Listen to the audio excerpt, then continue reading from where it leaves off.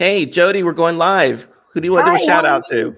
Hi, I'd like to give a shout out to Michelle for hooking us up, Michael, with you. And I just want to give a big thank you to you, Michael, and to Tarmy for this wonderful opportunity to share in Theta Healing and all of the amazing things that happen with Theta. You got to love that. Michelle, thank you very much. Here we go.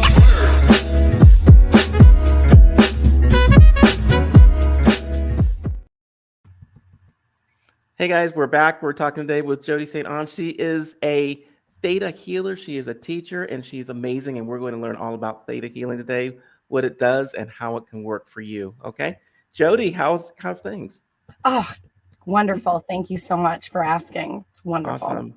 You are the very first Theta healer I've ever spoken to. You're also the very first St.Onge that I've talked to. So all kinds of firsts today on the show. A lot of firsts. Yes. A lot of firsts. What is Theta healing? So everybody knows, what is Theta healing and how does it work for us? So Theta healing is a meditation technique, okay, that was founded by a woman named Vianna Stibel. She is the founder of Theta Healing. When she discovered Theta Healing, Theta Healing is a brainwave that each and every single person achieves during the state of dream state. And so what Vianna had discovered, that using the Theta Healing brainwave, using the Theta brainwave, that we are able to access we connect to the creator of all that is. And through that connection, we have the ability to change many things within our life and to heal our body. And when she talks about connecting with the creator, is that a creator overall? Is it a Christian creator, Muslim creator, Wiccan creator? Who are we talking about? So there is no religious connotation in Theta Healing. When we connect to the creator of all that is, we believe that we are all connected to a source, to something that is greater. So whatever my idea of the creator of all that is, or your idea of the creator of all that is, in my eyes and in the Theta Healing world, it is the same. And so we're just connecting to the creator of all that is, that creative force of all things. And there we become the witness for your healing that takes place. Now, I think one of the things that if I got this wrong, let me know, but I think one of the things I understand is when you're doing Theta healing, it's you and the person who needs to be healed together. Is that right? What do you mean by that? You don't like some healings, it's just you doing the healing, but is it Theta? Do you both have to be in the Theta brainwave state? I do. Yes. So, but I also want to be clear that we might be called the healer, but creator is the healer. We are the witness to the healing. We hold the space. We help the client, the recipient, to reach the Theta brainwave. And simply just by going in with the commands that that Vianna has given us, those people, the recipients, will be able to reach that Theta brainwave. They do. All people that I have worked with, every recipient will always feel very, very relaxed during and especially after the Theta healing session has occurred. Okay. Now with the Theta waves, that's scientific. I mean, you've got what, alpha, beta, theta. What are the different stages of brainwaves? So the first stages of brainwaves are beta. That's where we are right now. And when we reach the alpha brainwave, that's when we're in a meditation. So that's a very, very, very deep meditant state. Okay. And that's when a lot of people will feel colors they'll see colors. They may also begin to sway. I know that a lot of Reiki practitioners, while they're facilitating healings, will sway from side to side like this. And that's because the brain waves are moving from side to side. Okay. And that's when you're reaching the alpha brainwave. Beyond that would be theta. Okay. And so when I'm reaching in the theta brainwave, and I'm already reaching that at this time, I tend to sway back and forth. So because my brain waves are moving from front to back. Wow. Okay.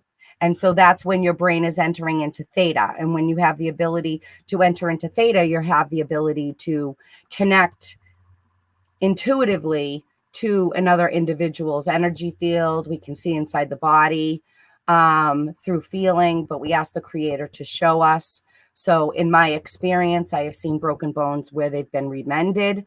I can talk to your liver, your kidneys, your heart, your stomach. I could talk to anywhere in the body, and I can find out what it's carrying.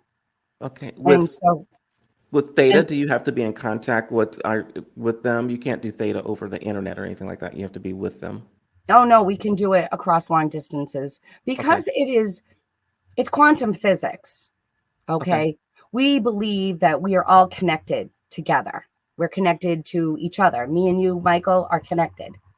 Hmm. Um, all of us are connected. Every blade of grass, every tree that grows, every flower, every bird, every animal, everything. We are connected to the water that flows, to the earth beneath us.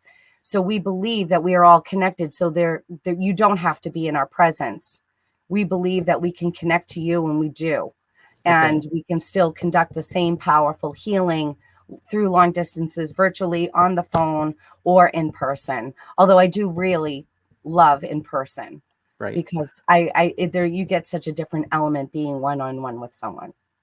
What sort of things do you actually fix with Theta healing? I know from just having read Wikipedia or whatever that you've seen everything from like cancer to amputations. Now, I I want to talk about both of those and other things that you've actually helped heal, and then we'll talk about amputations because that is a stretch for even me and for people going like, I want to regrow a Oh, fingernail. Yes. right. So Vienna says that you could actually like regrow a girl's arm back. That was one of the things that she talks about in the instructor training. I have not had that experience at this time. Yeah. However, as a theta healing practitioner, I have witnessed countless miracles, and I call them miracles. So from having people that have eating disorders to suddenly being able to change and to eat and to be healthy again. I have seen that. I have worked with cancer patients with tumors and witnessed those tumors disappearing. As a practitioner, I've had neuropathy heal and Hmm. completely heal with the creator of all that is. It can heal emotional wounds, traumas, things like that, to where you're no longer being triggered, or the PTSD, those PTSD responses that our body gets after a trauma, even years and years later. Hmm. Because of the connection, I believe, with the creator of all that is, included with the theta brainwave, because our brain is like a computer. And so it goes on repeat. And so we're able to disrupt like that flow or that repeat. Okay. Because the brain has receptors. And so in theta healing, we would create what we call a new receptor. Okay. So let's say an individual carries a belief that they are unworthy of God's love. So they don't carry a receptor to feel worthy. And they may reject healing, not even knowing it, because they have an unworthy belief. And so in theta healing, we would then go up to the creator. A creator would then show me, and I would feel or receive a message that would say worthy of God's love. And I would use a form of kinesiology, which is muscle testing, to determine where the individual is carrying this unworthy belief and whether or not they carry it at all. And Okay. so through kinesiology, we can see that they either have the belief, and either it's a positive or a negative, or they don't move at all. And that tells me that they do not carry a belief that they are worthy of God's love. In which at that time, I would then ask that individual, do you want to keep that? Would you like to know what it feels like to be worthy of God's love? And Hmm. then and the person would say yes or no. And if it's a yes, I would then go up and outside of my space. I visualize this like I'm going beyond the universe to connect to the creator of all things, the creator of all that is. And there I would request a healing on their behalf, that a belief or a program of I'm worthy of God's love be downloaded and instilled into the person in every cell of their body and into their DNA. And then it occurs. And I begin to witness the healing as it comes into the body. I may witness this differently for every single person. I can see it as flows of light. I could feel it. It can be an all-knowing. Hmm. And then the individual receiving also has their experience as well. And so I talk to them about what they witnessed and experienced in that healing. And then I will use the kinesiology again to see if the belief had instilled upon them. And so if it was, I'm worthy of God's love, no, and they muscle tested and they moved back in the muscle test, that tells me it's a no. And Okay. so I would say, okay, well, let's see where you're carrying this. And so in Theta Healing, we believe that you carry beliefs on 4 levels. You have a core belief, which is everything that you've learned from birth until now. Okay. That's, if you don't tie your shoe, you're going to trip and fall. That's a belief. That's something that we've learned. It's instilled, like, think about how we do things automatically Right. through those teachings. And there I would then, if it's a no, so then you have a genetic belief. So when it's on the genetic level, that would be everything that was passed down to you by your parents, by your grandparents, going back 7 generations of beliefs are all stored in every single cell of your body. Did you know? Isn't that? I have read recently about having things passed on to your body through the DNA and in your body, and I think that there's the scientific proof for that you can There go back is. multiple generations and see things that you have held on to through your DNA, which is quite fascinating. It absolutely is. Absolutely is. I tell everybody all the time, I can't make this stuff up. We also carry things on a history level, which a lot of people would refer to that as the Akashic Records. I'm sure that some people have heard of the Akashic Records, where each and every single person carries an energy field around their body. We call it the Auric Field. Mm-hmm. Within the Auric Field stores all of the information from your ancestors. Okay. So that is beyond 7 generations. So if it's at 10 generations before, that would be held on your history level, which is all here around the body. Now, there's many people who say they can see the auras. I think I used to be able to when I was little, Mm-hmm. and that the auras change colors. Also, Yes, they do. Because the auric field is comprised of an energy field that all of the chakra centers, which run through the body, you have 7 main chakras from the crown down to the root at the base of the spine. Through those 7 chakras, okay, and I want to say that the Hindus were the ones that discovered the chakras. There's a lot of Buddhist information and Hindu that really talk about chakras, and they are spinning wheels of light or energy centers that spin in a clockwise or counterclockwise direction, and they're very cone-like. They've been measured. I know that there was a woman, Barbara Brennan. She was a NASA physicist and also a healer. And if you look at some of her work, you can see that she really gets into the nitty-gritty, the science of the auric field and the chakras and how the spinning vortices of light and that energy comes outward, creating a layer around the body. We have 3 levels or layers within the auric field. So the outermost layer of your auric field would be like the most spiritual layer. That would be your, the spiritual aspect of your soul. Then as you move closer, you move into an emotional layer, okay, which is going to be about here. Then as you move closer, we're into the etheric aura, which is very, very close to the body, which is what most people actually can see. They see it as a halo, a little light that moves around the body. It's very, very close. That is connected to your physical aura. So when we see and witness blockages within the physical aura, we know that is affecting them physically in their body, not just emotionally. I know But you're a that's teacher separate from also. Theta Healing. That's different, just to be clear. But I did, we do touch upon chakras and the auric field and things like that when you're in the training of Theta Healing. But I will say that most people coming into Theta Healing, if they do have a background of any of the ancient healing modalities that are out there or available, like Reiki or Karuna or sound healing, have a base knowledge of chakras.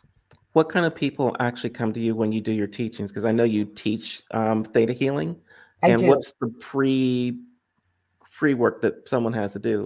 No, but wants no, to you learn don't have this. to do anything. You yourself, Michael, could become a Theta healer. Excellent.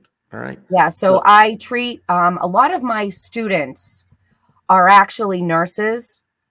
I've had some doctors, therapists, physical therapists that come in.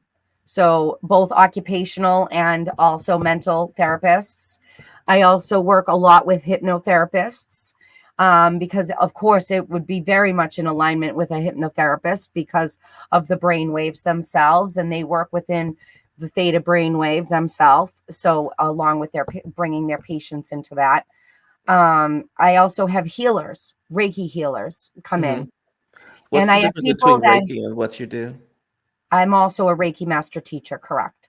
Okay. What's the difference between the two, between So Reiki and Reiki Theta? is a Japanese form of hands-on healing. It was brought to us by a Dr. Mikao Usui, who was a Japanese monk, and he also worked in the military in Japan. And he founded Reiki when he was a dean. They say the story goes that he was a dean or a deacon of like a college, a seminary, and Hmm. one of his students had asked him about the healing of Jesus, and he couldn't answer the question. And so that brought him to search for this particular to answer that question as to how Jesus healed the body. Hmm. And so that brought him to studying theology, and he studied the Sanskrit sutras. He studied Buddhism. He became the monk. And upon a journey that he took, a personal journey where he traveled to Mount Koriyama, which is a holy mountain in Japan, he fasted there on top of the mountain for 21 days and 21 nights, where he laid out 21 stones so that he could pay attention to the days that he was there, and he fasted.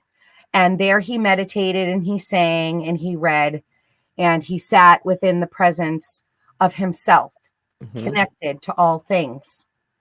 And I do believe in that moment he was able to achieve a level of oneness. And through that level of oneness that he was able to achieve, he was able to access the universal life force energy, which flows through all living and non-living things, That's which is amazing. actually the base Yeah. of a lot of healing modalities that are out there. There is always a base of unconditional love that is at the core of all healing modalities. And through this unconditional love, which we can say is the God source, Hmm. the creator of all that is, we are able to make these changes in the body. But I have found as a practitioner that it's important for the practitioner to be able to reach a very deep state of oneness.